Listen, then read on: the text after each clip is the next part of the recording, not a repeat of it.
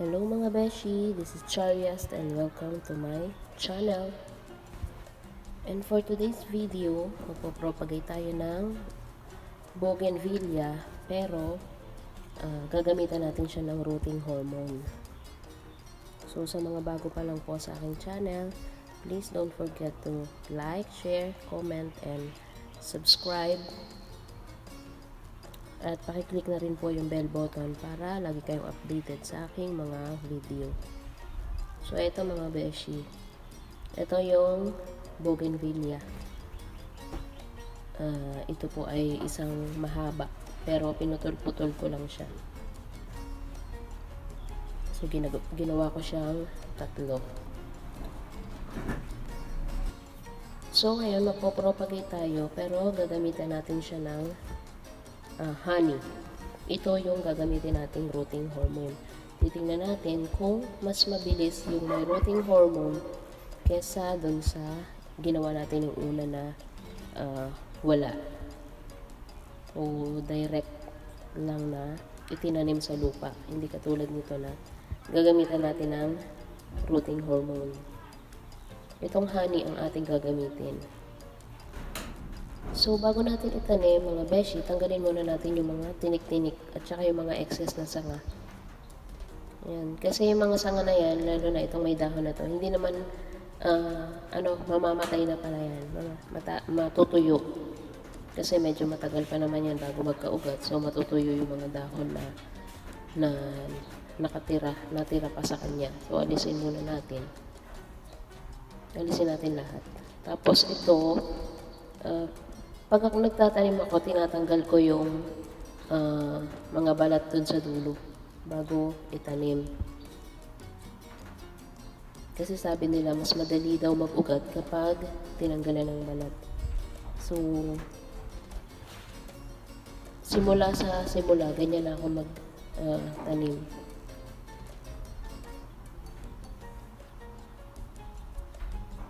So, ayan. Yan. Ganon din ang gagawin natin dun sa mga iba. Tatanggalin na natin yung mga dahon at saka yung mga excess na sanga, pati yung mga maliliit na tinik. Yung mga dahon na sariwa, tanggalin na natin. Yan, yung mga sanga na aabutin lupa at ating itinanim. Alisin na natin para malinis.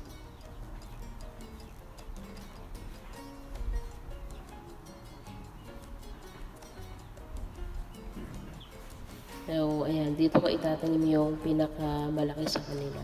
Ayan. Dito ko ilalagay sa malaking timba. Depende na sa inyo mga beshi kung ano ang gagamitin yung lagayan.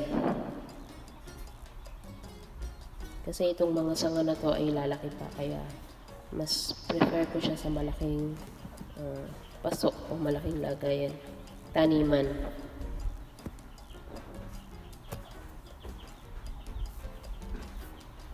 So, ayan. Ayan lang muna yung lupa. Tapos, dyan ko siya itatanim. So, ito na nga mga beshi yung sinasabi ko sa inyo na gagamitan ko siya ng rooting hormone. At ang gagamitin nating rooting hormone ay honey. Sabi nila, pag ginamitan mo daw ng rooting hormone, mas mabilis siya magpa-ugat at mabilis mabuhay yung mga tanim.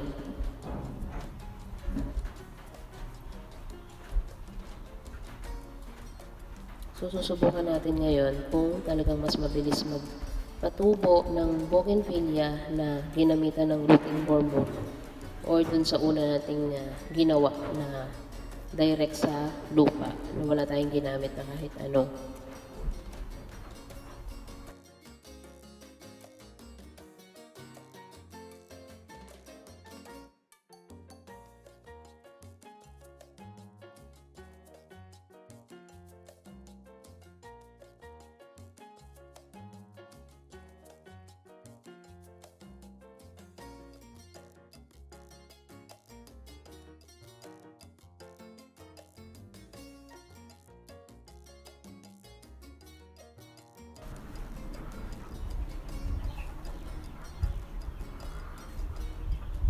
So, ayun mga beshi, tapos na tong isa. So, ganun pa rin yung gagawin natin dito sa pangalawa at pangatlo. Ganun pa rin ang gagawin natin sa pagtatanim. Lalagyan pa rin natin ng rooting hormone, yung honey.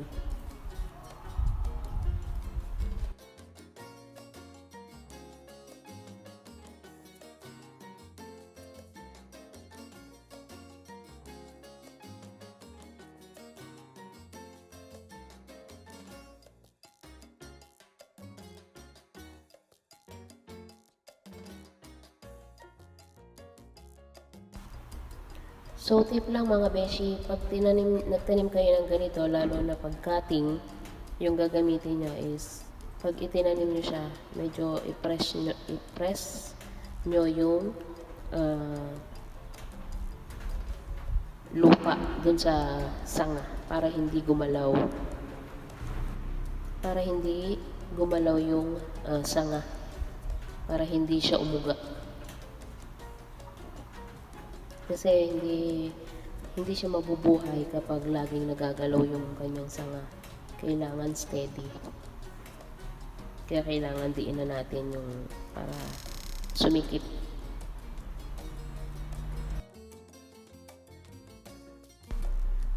At ito na nga, tapos na nga yung ating tatlong sanga ng Bougainvillea. Yan, ayan na silang tatlo. So, didiligan na lang natin sila. Ayan, didiligan natin. Dapat laging didiligan mga beshi araw-araw kasi bago lang to. Kaya kailangan nila laging didiligan. Huwag yung matuyo yung kanilang mga lupa. Para mabilis din silang mabuhay. Kasi hindi natin alam kung mabubuhay agad sila kasi nga sanga lang yan. So, pwedeng mamatay, pwedeng mabuhay. So, ayan na nga mga beshi. At balikan na lang natin to after kung ilang araw ko siyang makita na magkadahon.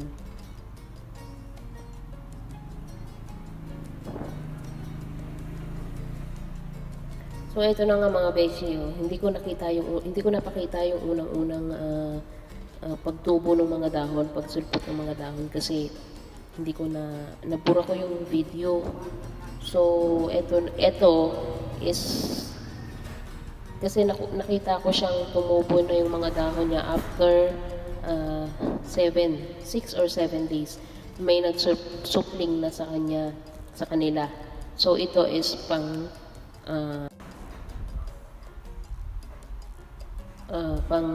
12 to 15 days. Ganyan na siya. Ito mayabog na yung malalapad na yung mga dahon niya. Yan, nakita niyo naman mga beshi, di ba? Ang ganda na. So, hintayin pa natin yan na magbulaklak. Kung hanggang kailan sila magbubulaklak. Pero for now, ito muna ang ipapakita ko sa inyo mga beshi. And based dun sa experience ko mga beshi, mas mabilis tumubo yung ginamitan natin ng rooting hormone na honey. So, ayun mga beshi, maraming salamat sa inyong panonood at kung hindi pa kayo nakasubscribe, is-subscribe nyo na yan. At sa susunod mga beshi, ituturo ko sa inyo kung paano palaguin yung mga dahon at palaparin yung mga dahon ng inyong mga halaman. At ayun mga beshi, salamat sa inyong panonood at huwag po sana kayo magsasawa. Bye-bye!